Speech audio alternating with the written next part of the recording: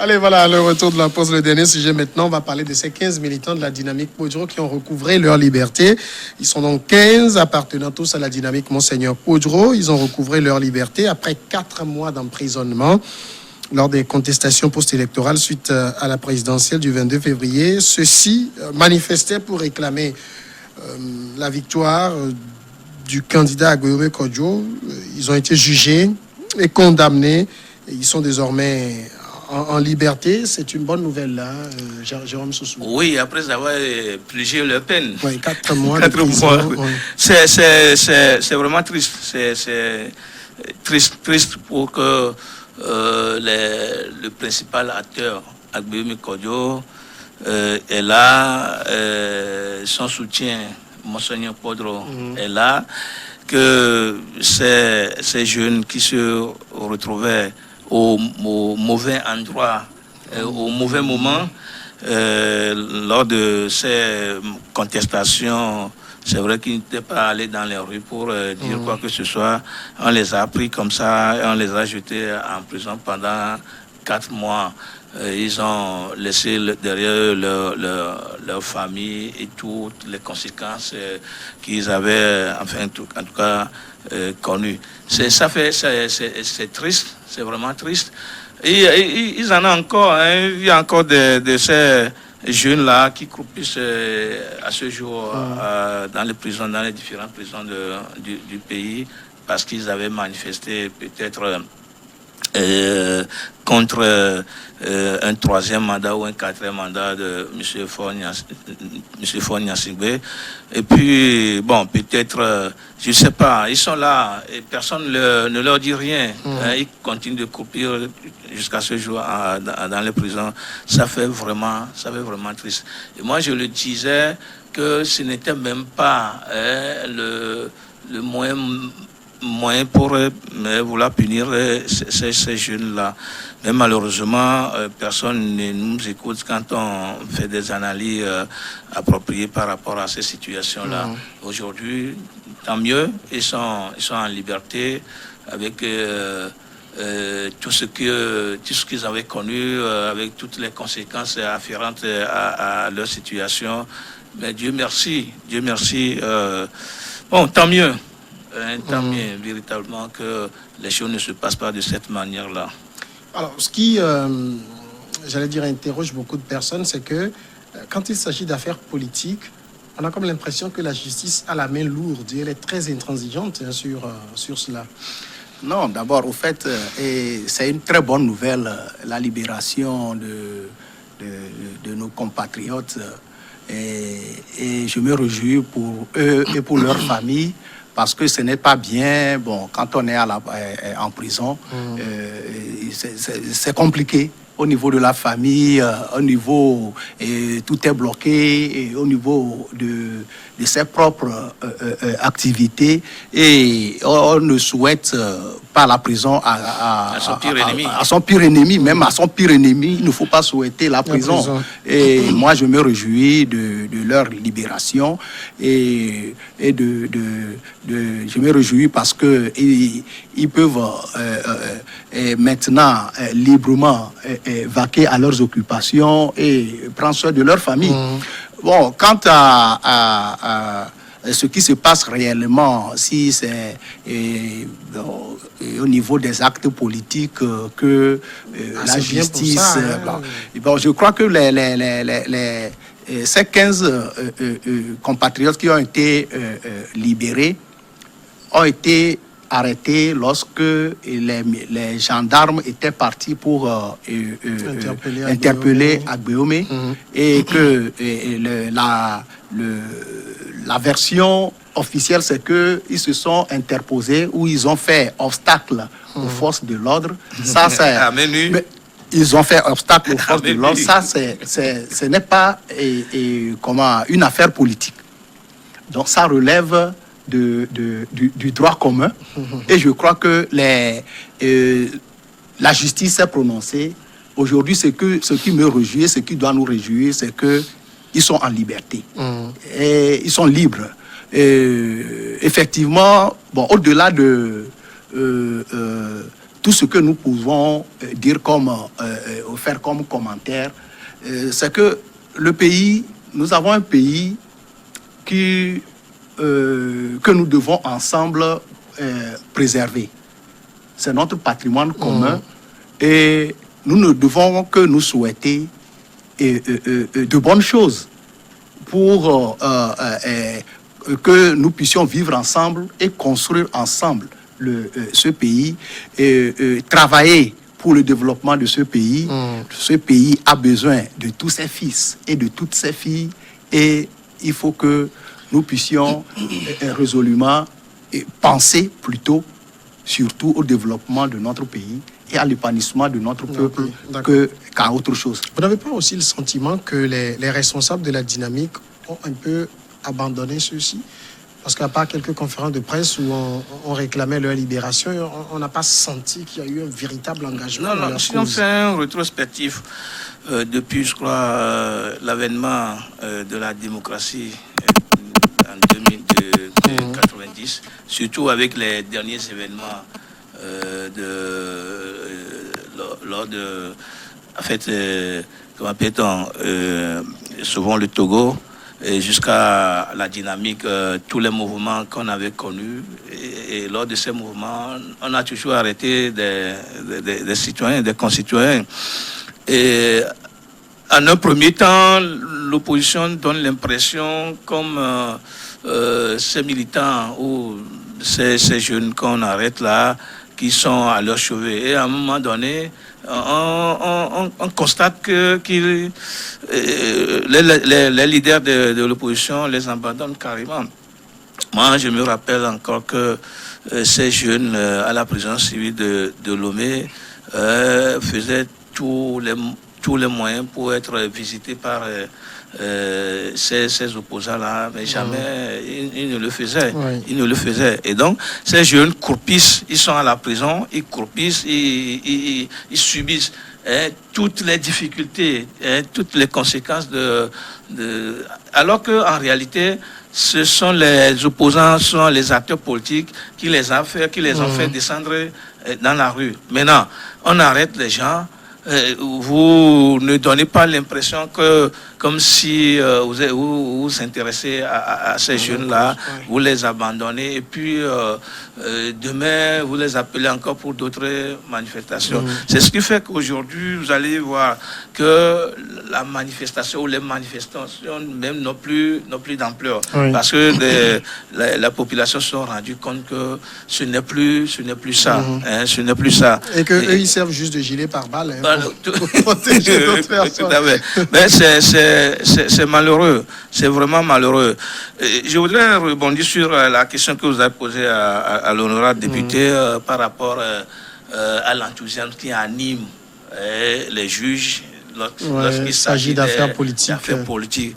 C'est vraiment malheureux. Et puis c'est lamentable de constater que quand il s'agit d'un petit mouvement politique, les juges s'agitent. Ils sont très enthousiastes, ils sont très motivés. Ils se font entendre régulièrement. Mais quand il s'agit d'autres affaires, on ne les sent pas du tout. Depuis un moment, on crie au scandale financier. Depuis un moment, on crie au pillage, on crie au détournement, on crie à la corruption et autres. Même le chef de l'État a eu le courage de dire que c'est une minorité qui accapare les biens du pays. Et jusqu'à ce jour, c'est comme ce n'est pas tombé dans les oreilles de nos juges. On ne dit rien, même avec cette histoire de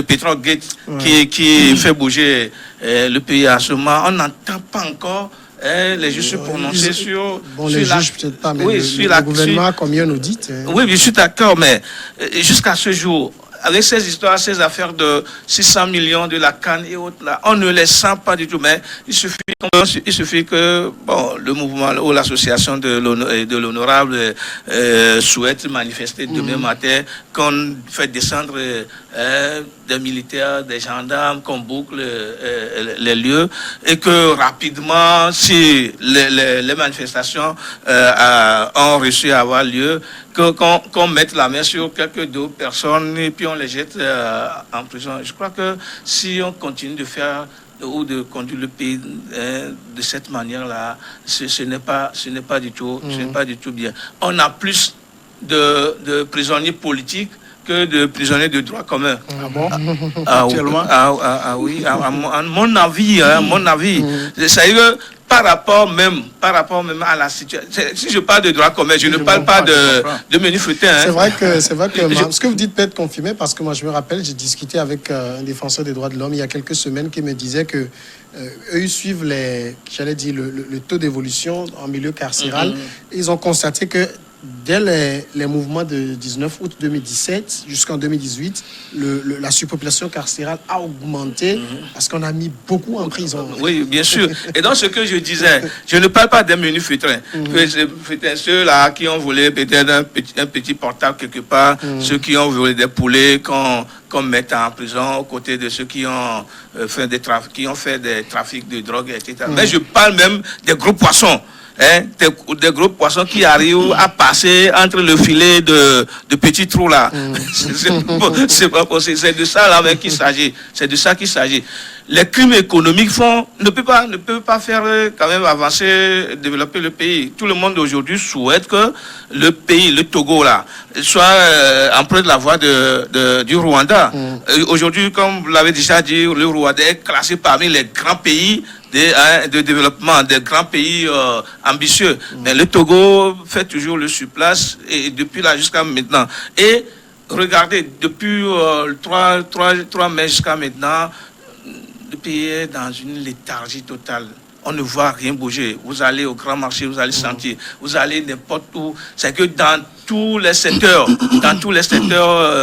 que ce soit administratif, économique, financier, c'est comme nous sommes dans un cimetière. Rien ne bouge du tout. Rien ne bouge. Et puis, on ne peut pas continuer comme ça. Et moi, ce qui me fait chagriner, c'est que on donne l'impression qu'aujourd'hui, on gouverne le pays depuis là par état d'urgence. Ça fait mal. D'accord. Alors, donc, dans cette affaire, on le dit, c'est toujours lié à la présidentielle du 22 février. Je rappelais aussi tout ce qu'il y a eu comme arrestation 2017, 2018. Le message qui est envoyé, c'est « touche pas à mon fauteuil ».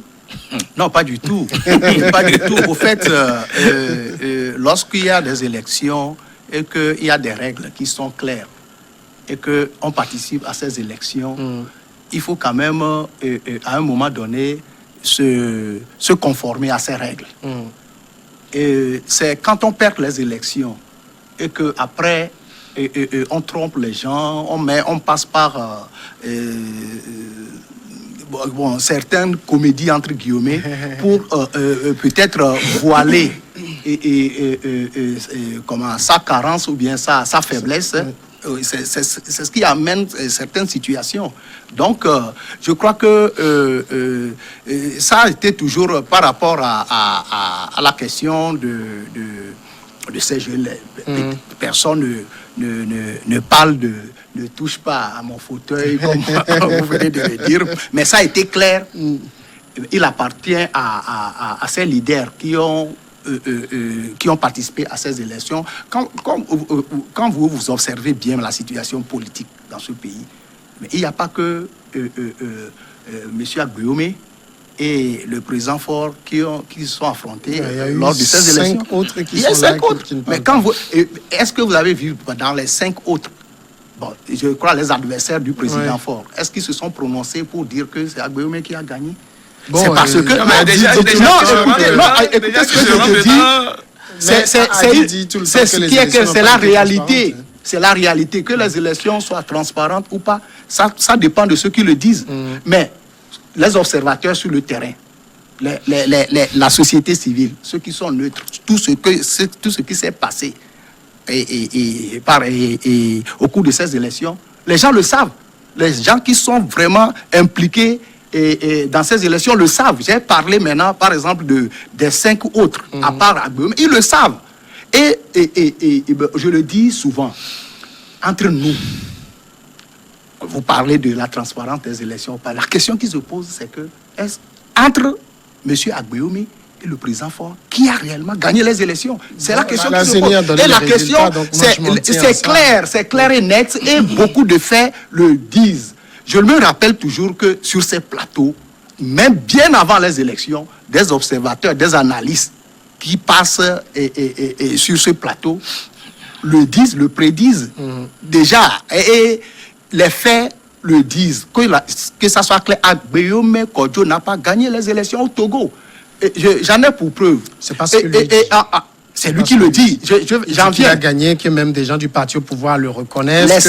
Laissez cette comédie. Un certain nombre de personnalités dans la communauté internationale le reconnaissent. Laissez cette manière de faire la politique au Togo qui ne nous honore pas. Je parle des élections, des faits.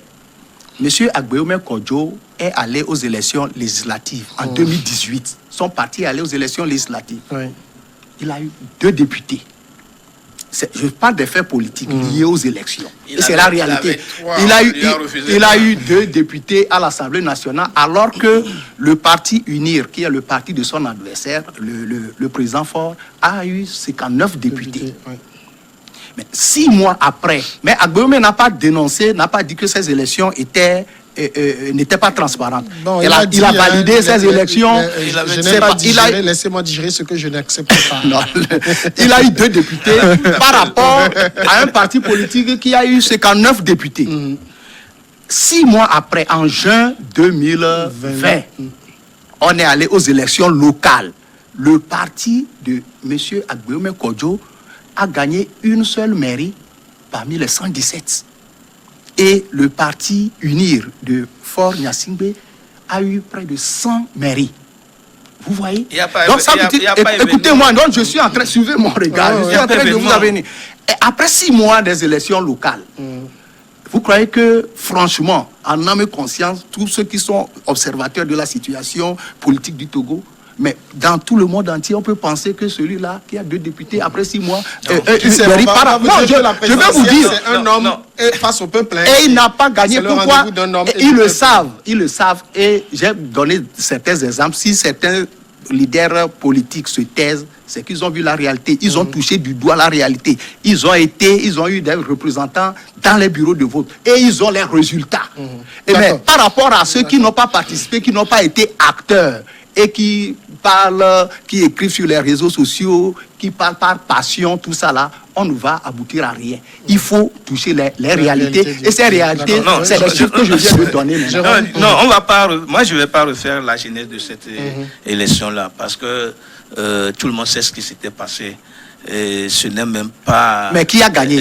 Non, mais moi, je m'en tiens... Mais si, quel que soit ce qui s'est passé, il faut un gagnant l'honorable, il faut se prononcer.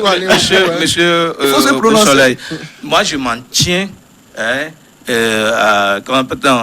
au résultat donné par la CENI, confirmé par la Cour constitutionnelle. C'est pour ça que je dis, je ne vais pas refaire la genèse de cette élection. Tout le monde a vu, tout le monde sait ce qui s'était passé dans ce pays. Je crois que après les résultats, il y a l'opposition qui s'est prononcée. Les gens ont donné victoire à M. Agbeoumi Kodjo entre-temps avant de revenir sur leur position. Ils ont donné quel chiffre qu'Agbeoumi a gagné? Attendez, je ne sais pas. C'est ça aussi, hein? C'est ça aussi le problème. Non, mais je ne sais pas ce qui s'était passé par là. Ils sont revenus sur leur position première. J'ai entendu M. Adi se prononcer, oui, Migogué, régulièrement sur la situation. Il y a d'autres aussi qui en ont parlé. Il n'a pas dit qu'Agbeoumi a gagné. De toute façon, quand M. Gogué disait que ce n'était pas une élection, ça, on ne va pas appeler ça une élection, ça dit beaucoup de choses. C'est pour ça que moi je dis, je ne vais plus revenir sur le processus, tout ce qui s'était passé. On s'en tient au résultat confirmé par la Cour constitutionnelle. Maintenant, allons au travail. C'est ça le plus important. Et depuis là, M. Faure Gnassingbé n'arrive pas à aller au travail. Bien sûr. Alors nous sommes en train de parler, il est au Congo, il est avec Denis Sassou Nguesso pour discuter des relations bilatérales, multilatérales, multisectorielles. Ce n'est pas ça que les Togolais vont manger. Qui sait? Ce n'est pas ça. Il y a des accords qui nous ramènent beaucoup de Samuel, depuis que M. Faure Gnassingbé a circulé, a parcouru le globe terrestre, c'est les mêmes phrases, les mêmes mots, les mêmes lettres qu'on emploie. Et depuis là, on attend. On est toujours là, dans le statu quo, dans la léthargie. Vous attendez quoi? Mais la formation du gouvernement. On veut, non, pas du tout. Je n'ai pas encore parlé. Je n'ai pas encore parlé de ça. On dit, on veut travailler. Voilà. On veut faire bouger le pays. Le pays est dans une léthargie. Ah bon? Mais quand même, si vous ne le reconnaissez pas, en tout cas, je ne sais pas quelle adjectif je vais vous employer, mais de toute façon, moi, je sais que le pays là, le pays là ne bouge pas. Le pays ne bouge pas du tout. Moi, je suis un homme de terrain. Bouger en quel sens? Ça, moi, je suis avec toi sur le plateau. Monsieur, l'analyser. Non, mais vous êtes citoyen togolais. Voilà. Faites ce que je suis en train de faire. Parcourez le pays. Ah bon? Oui, sillonnez le pays. Vous allez vous en rendre compte. Peut-être que vous, là, vous mangez très bien. Vous avez une bonne situation. Tu ne manges pas bien? Pas du tout. Ah bon? Peut-être que vous avez une bonne situation. Mais si. Non, laissez-moi aller. Lorsque vous parliez, je ne vous ai pas interrompu. Je ne vous ai pas rentré dans la gorge. Donc, laissez-moi aller au bout de mon analyse. Je dis, moi, je suis un homme de terrain. Je suis journaliste. Tous les jours que Dieu fait là, quand je me lève, je parcours du moins la capitale pour voir comment est-ce que les choses se font, comment est-ce que les choses se passent. Allez dans les marchés, parcourez les ateliers des tailleurs, des coiffeuses, etc., etc. Vous allez vous rendre compte que rien ne bouge. Allez dans les administrations. Monsieur Obekou, vous êtes député à l'Assemblée nationale. C'est votre responsabilité, votre rôle de faire bouger ce pays. C'est vous de reconnaître que le pays ne bouge pas du tout. Ça ne bouge pas. Si ça bouge, pourquoi ne pas le dire? Ça ne bouge pas. Vous-même. On doit reconnaître aussi qu'il y a beaucoup d'améliorations. Par rapport à quoi? Sur beaucoup de points. Quand vous prenez les chiffres macro, ça va. C'est cette année le coronavirus qui a tout plongé. On a dû revoir à la baisse les prévisions de croissance de 5,5. On est les chiffres là, le FMI, la Banque mondiale nous ont toujours donné des chiffres. Les chiffres là se ressentent dans le panier de la ménagère.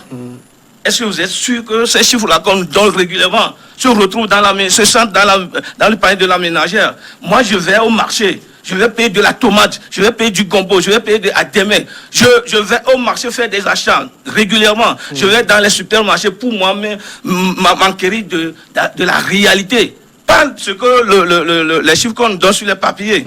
C'est autre chose. Allons sur le terrain, allons vérifier, allons faire des achats. Vous allez voir ce qui se passe. Moi, je n'ai rien contre personne, ni contre le chef de l'État.